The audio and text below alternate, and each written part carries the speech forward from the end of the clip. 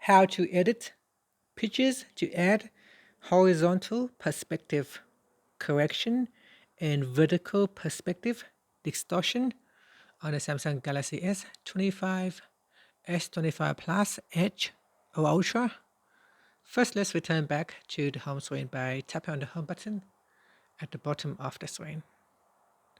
Then from the home screen, open up the picture gallery. Next, in here, we're going to go back to the gallery homepage and then open up a picture that you would like to edit. So for example, this one right here. Okay, so after that, tap on the edit button at the bottom corner. Once you're in edit mode, make sure you tap on this button right here. This is the transform button.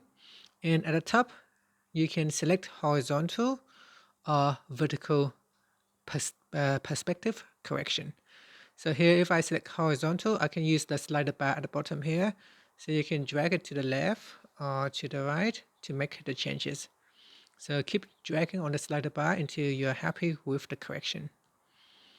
Okay, so for vertical, we can again change that. So here you can see I can move it to make the change.